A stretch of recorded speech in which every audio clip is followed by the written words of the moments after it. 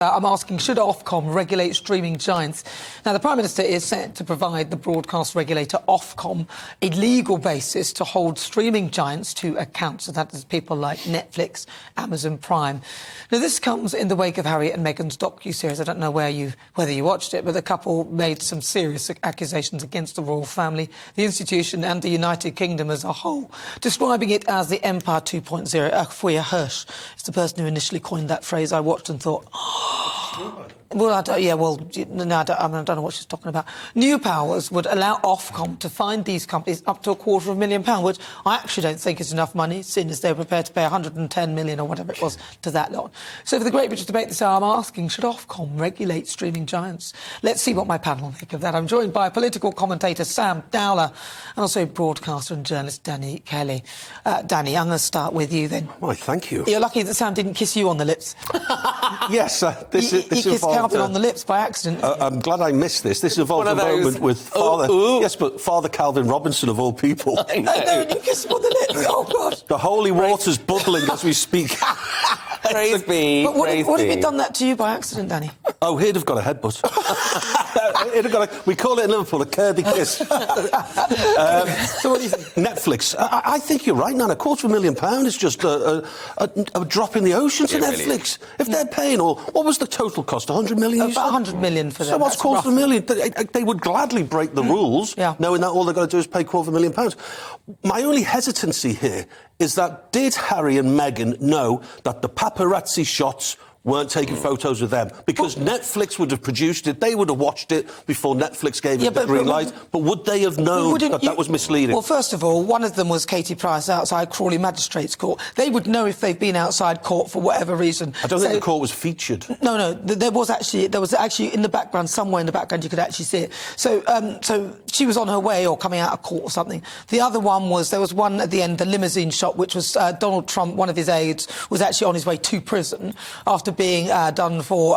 tax evasion. Tax evasion, yeah. I mean, you really couldn't make it up. And then the other one, Harry Potter, it was a premiere or something, and it was done 5 years before they even together. So if you're going to be featuring in something that has your name on it, if I'm featuring in something with my name on it and I allow all the falseness to go ahead, then I would have to take the clout for it. Look, speaking as a seasoned radio presenter, having worked for the BBC for here 15...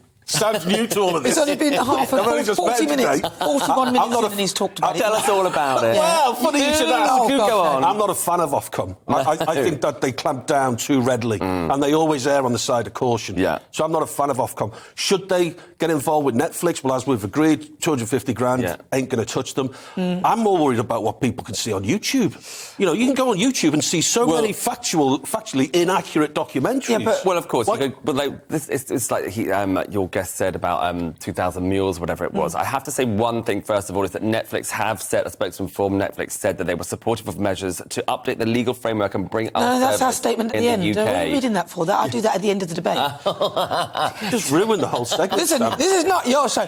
I'm not having him back. No, listen, we do that at the end. So statement at the end. My point is that of course they do it now. Kirby kiss, quick, on the side. Of course they would say that, and I do think I don't think, for example, that Harry and Meghan would have seen the trailer. It was a trailer, and they don't put together the package. Well, they would have seen the trailer. Of course they would have. But also they would. I don't think Harry and Meghan would have known that was from a Harry Potter premiere. That was from Katie Price. Oh, no, they wouldn't have known any of that. They wouldn't have known the context. They would have been like, we're the most popular people in England at the time, so it must have been about us. I'm tempted to side with Sam a little on but that's irrelevant. The fact that this was allowed to go out almost as a documentary, so there's a factual element to it. That is the issue I have with it. If they said, this is a story, I mean, even The Crown, I find, I've not watched it because I think that's wrong, because these people are still living. You can't make stories up again like this. So I think that really this shouldn't be allowed. There should be a disclaimer. Because I also think that there is a level of you are creating a narrative where people who may be slightly unstable are watching this and believe it. So I think there's actually a danger in some respects to life. It's about being unstable. I think it's like you just said about going down a rabbit hole. My mum sits there and watches videos about Meghan until the early hours of the morning. I'm just like, Mum, get off YouTube. But like, it's almost, they will never be able to regulate that, but they can regulate Netflix. And I don't think Netflix would ever put out something that was purposefully disingenuous. I bet they have on this occasion. You have watched The Crown, haven't you?